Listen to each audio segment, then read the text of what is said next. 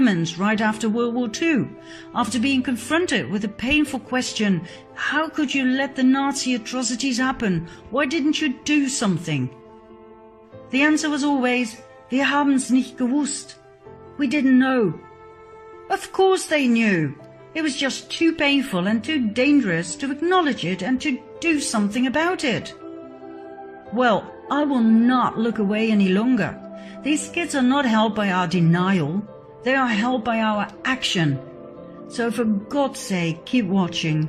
We are the only hope they have left. Child trafficking for the elite. That is bigger than pedophilia. We are talking about a huge criminal organization kidnapping children and selling them to high-ranking officials from mayors, judges and senators to presidents and even royalty.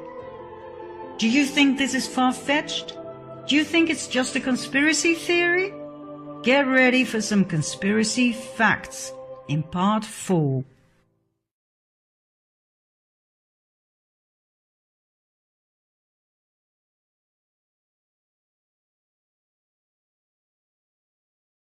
In 2010, right after the devastating earthquake, 33 children were smuggled out of Haiti. The woman who was arrested, Laura Gaylor Silsby, said they were orphans who were about to be adopted in the US. Upon investigation, however, it turned out most of these children were not orphans. They were later reunited with their parents.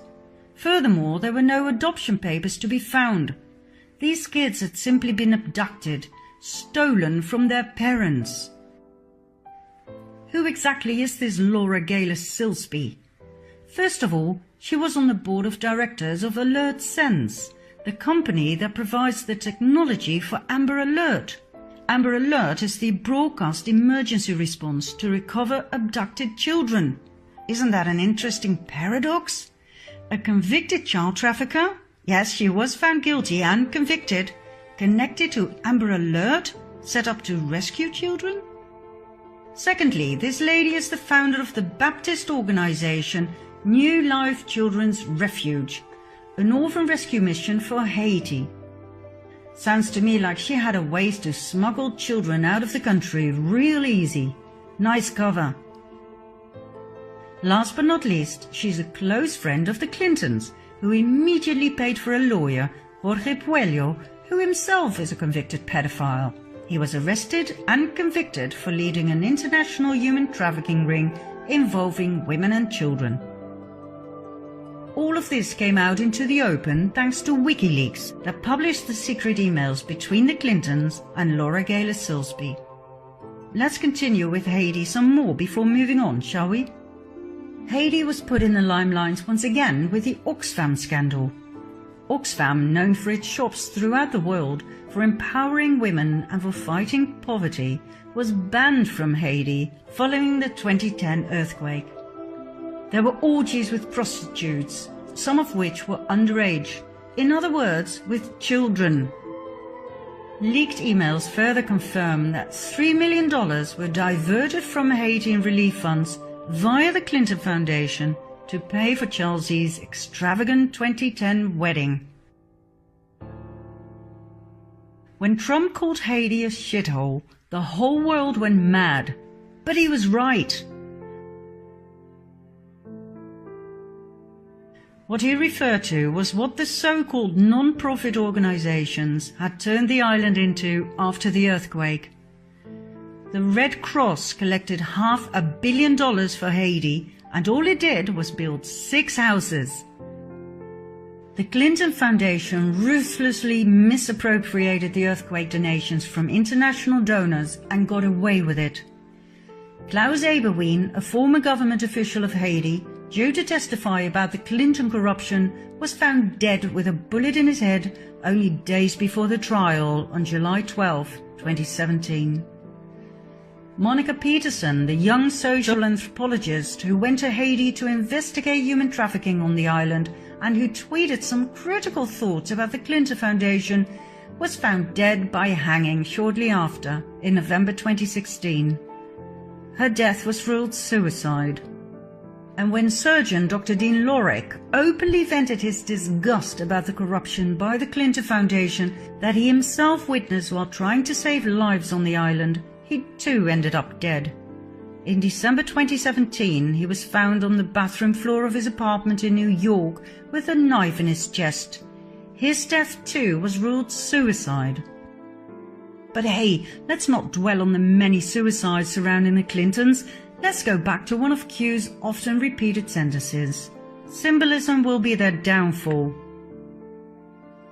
In 2007, the FBI released a bulletin with symbols used by pedophiles to identify their sexual preferences and to communicate where to find both each other and their prey.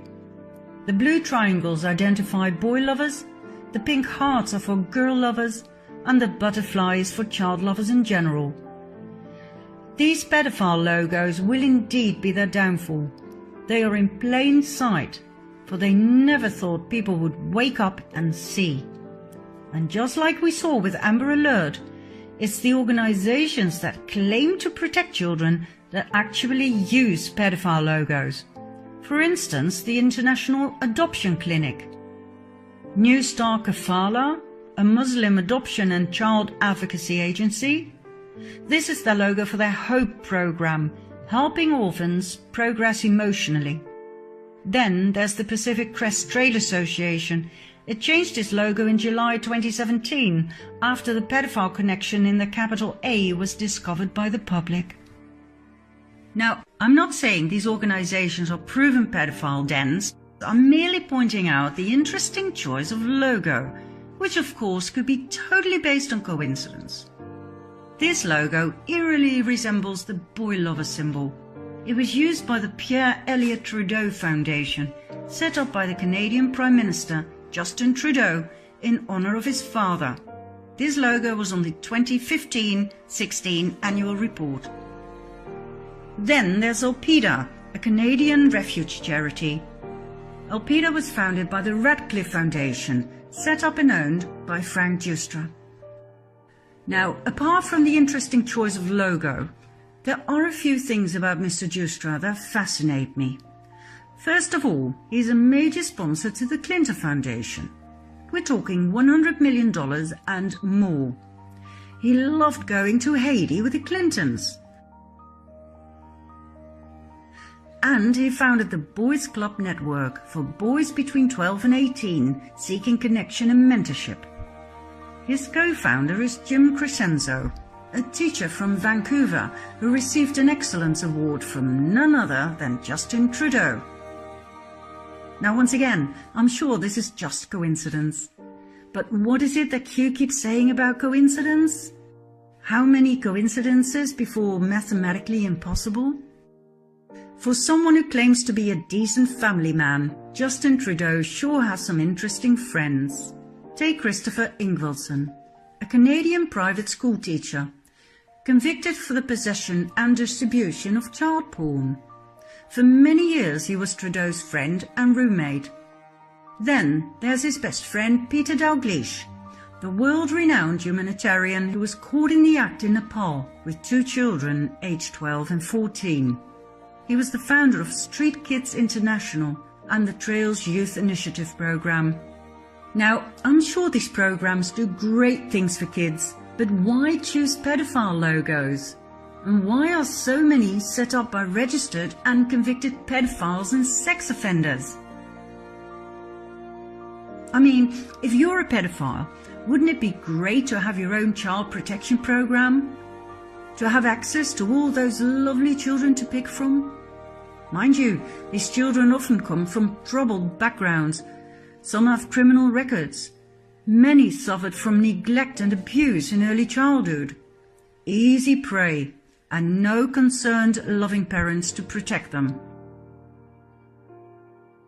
I mean, look at CPS, the Child Protective Services, exposed in 2007 for legally kidnapping and selling children for adoption out of foster care.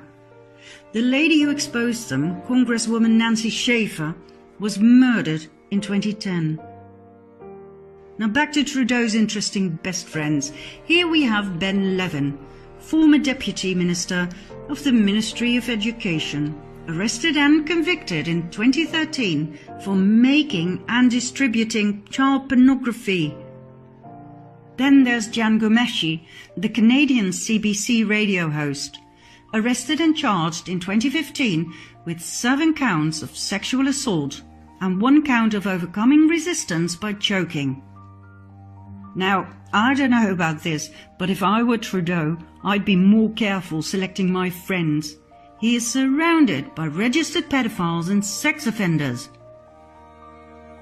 There's another prominent place where the FBI symbols of pedophilia can be found, in Hollywood.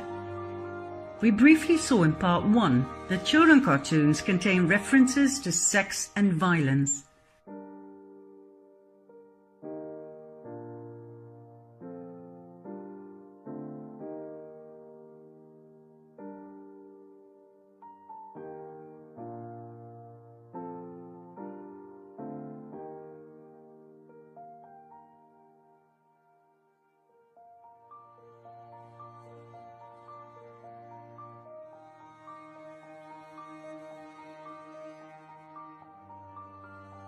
Doesn't that make you wonder who Walt Disney really was? Why are children exposed to Illuminati symbols, such as pyramids and the all-seeing eye, time and again?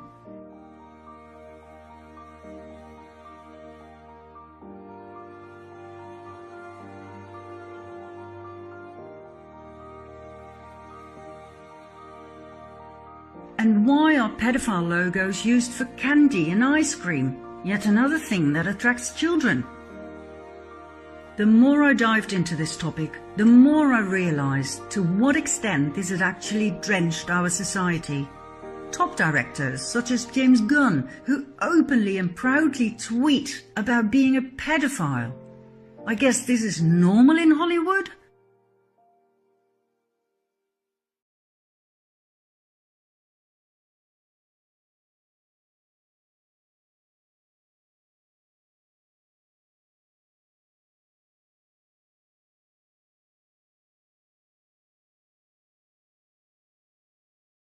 He was fired over these tweets, rightly so one would think, but only a few weeks later he was back at work.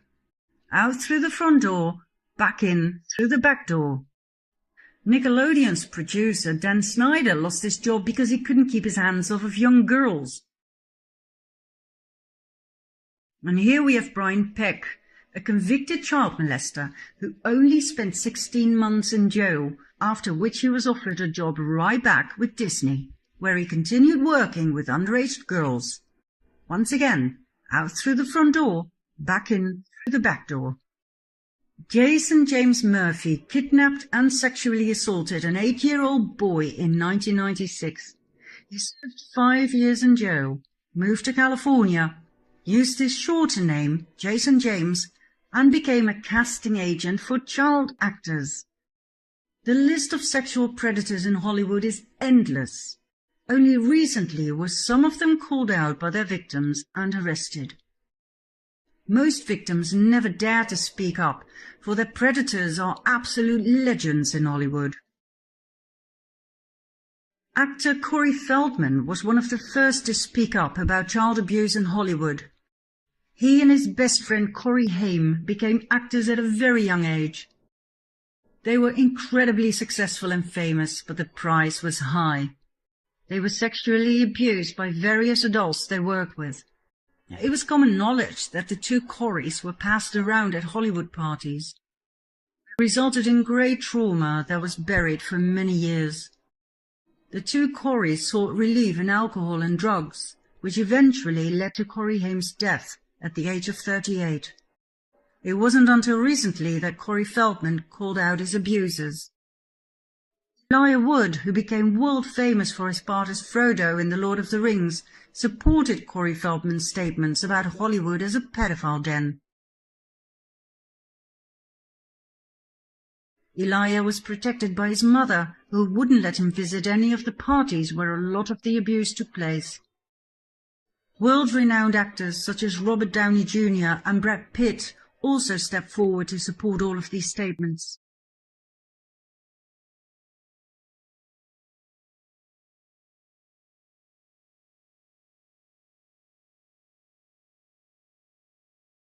If you think that sounds crazy, wait till you hear Mel Gibson.